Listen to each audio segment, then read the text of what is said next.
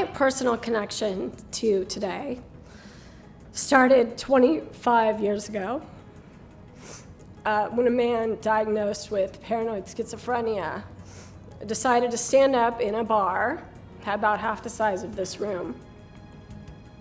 And I was having drinks with my sister and friends. My sister's here today in the back. And he started shooting everybody.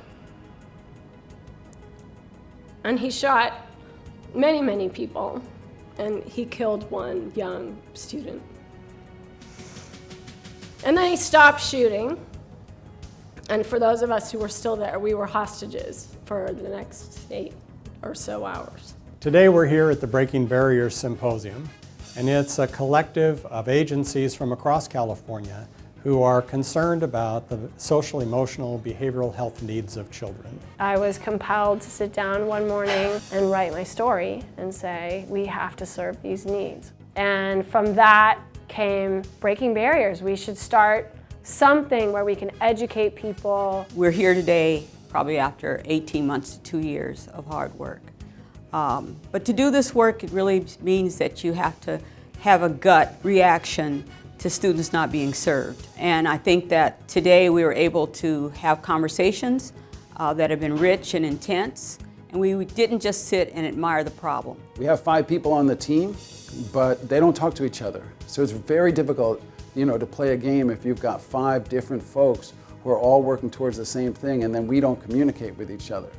So Breaking Barriers is about bringing all of the 5, sometimes there's more than 5, sometimes less, but it's about everybody working together toward a shared vision of kids feeling good about themselves and doing well in school. It is really not just a California issue.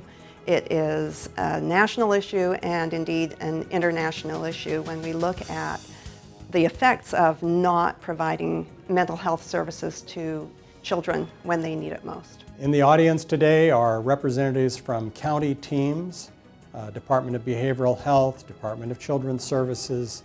There are many representatives of education agencies as well. There are researchers, there are higher education people in the room, there are attorneys.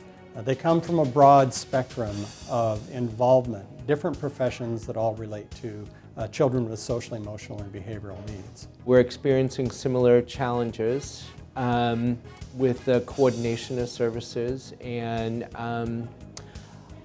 aligning funding streams and identifying what the best source of, what the best support is that students and families need. We're currently over-identifying children for special ed who just don't need special ed. What they need are intervention and prevention before they ever are identified for special ed. And then the other one, which is kind of a quiet one, is that we're under-identifying certain children for other kinds of services.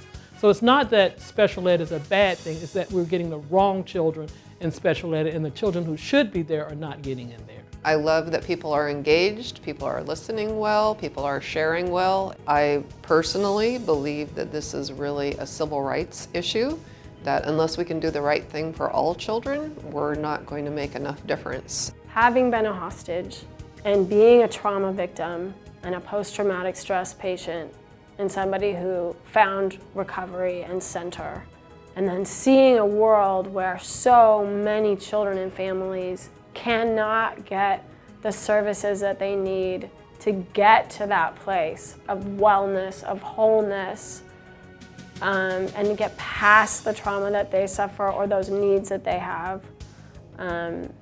That is what drove me to this work, and that's how my incident as a hostage connects me directly to this work.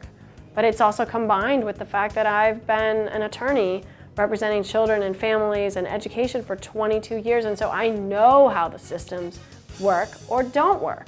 And I know people care to do this work, and that's why I started talking about it. We hope to do this again, and it's going to have to be a much bigger venue.